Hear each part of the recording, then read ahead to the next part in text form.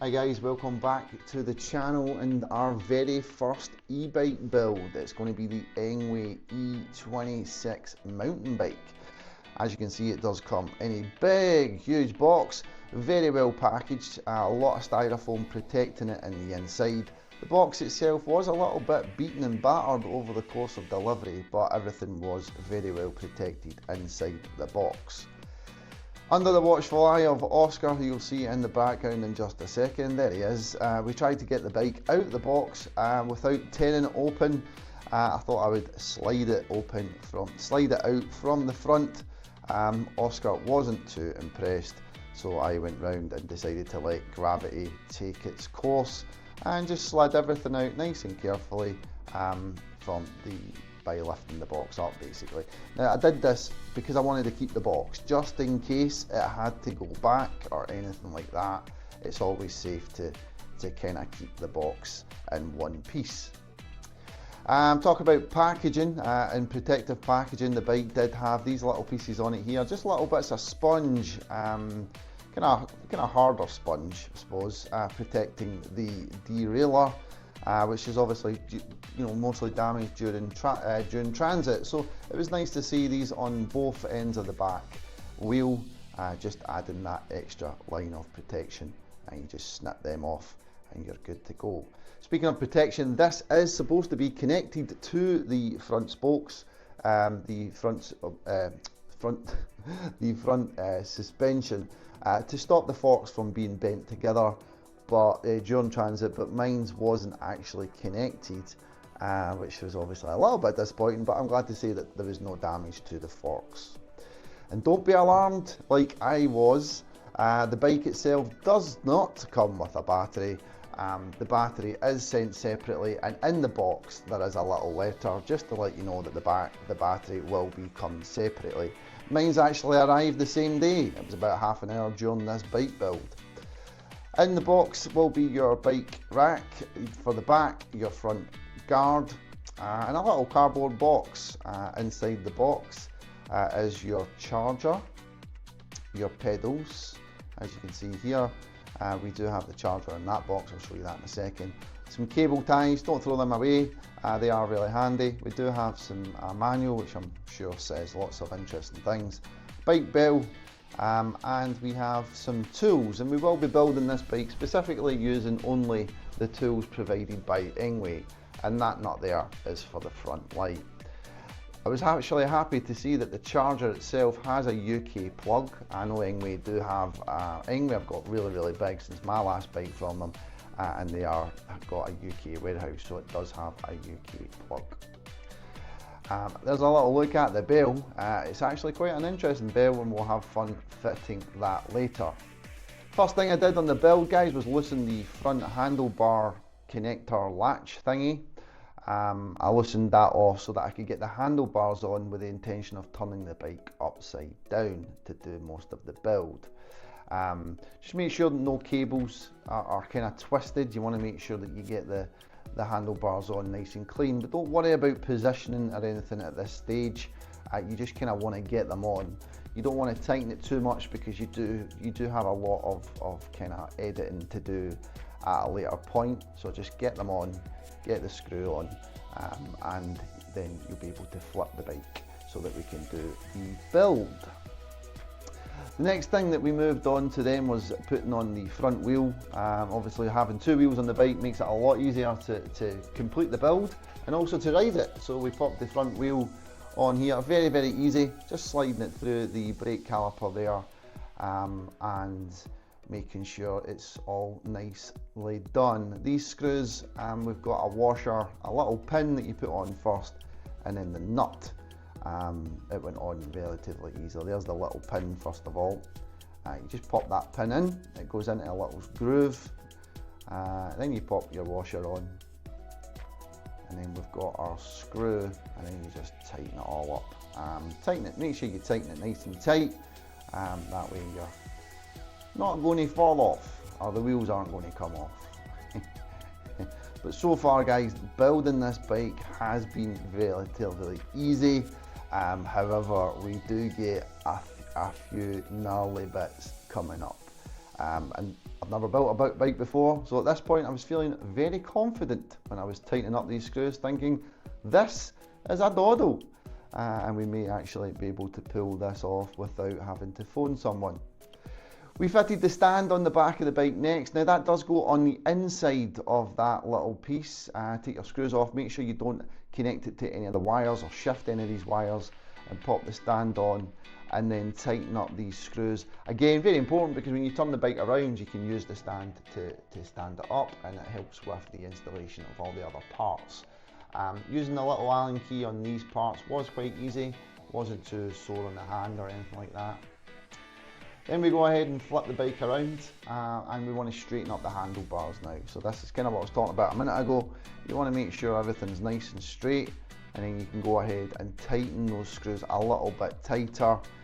Make sure you're positioning it nice and straight for you, and then you go ahead and tighten that screw down. Again, using the tools provided, very easy to do this build so far.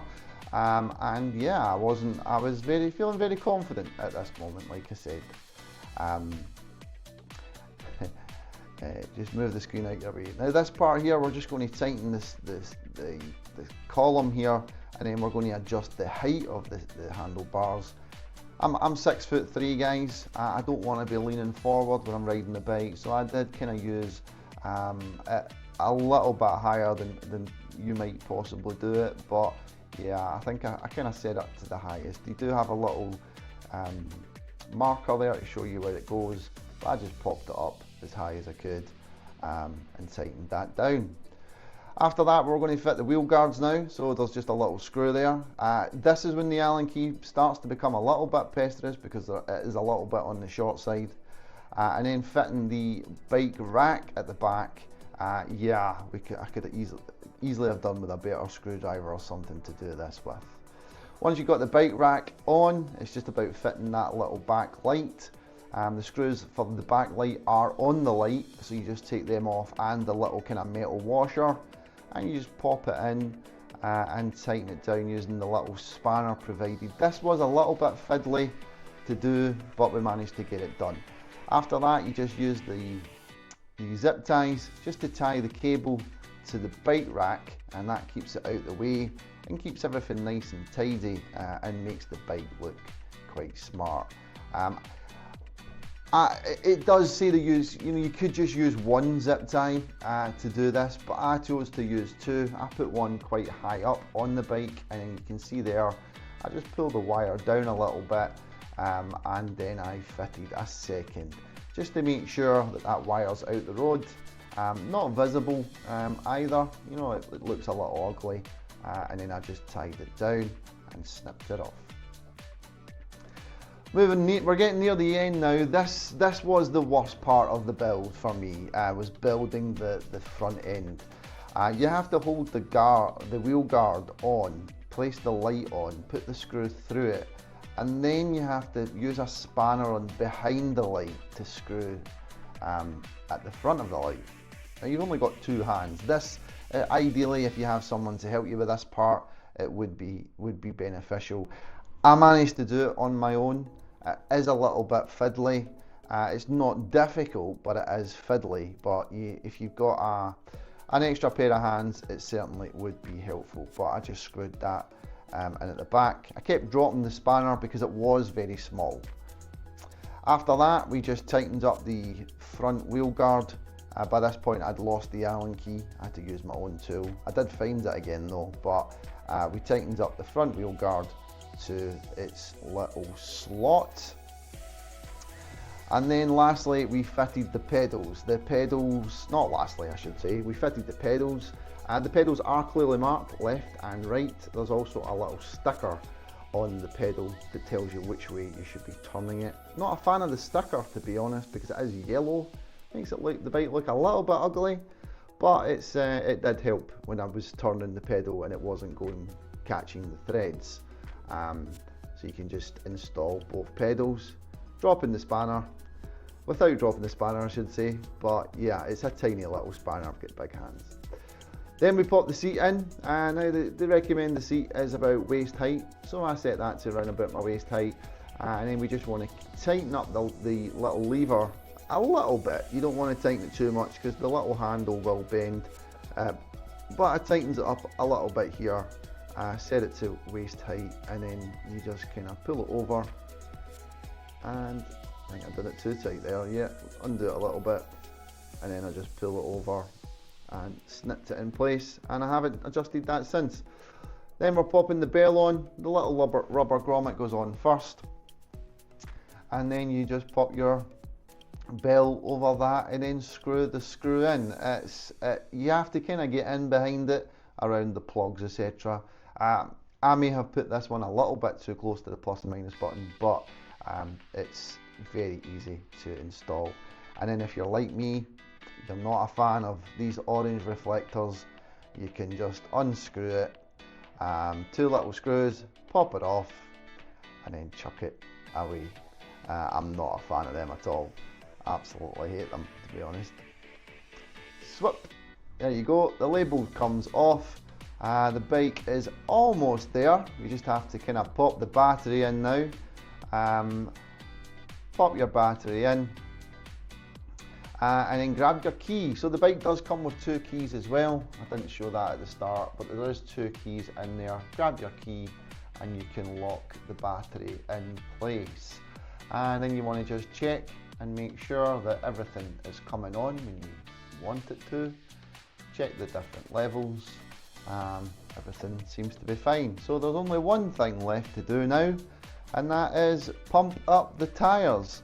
So you want to get your pump out, or your little electric pump, pump up the tyres, PSI 20, it is marked on the tyre.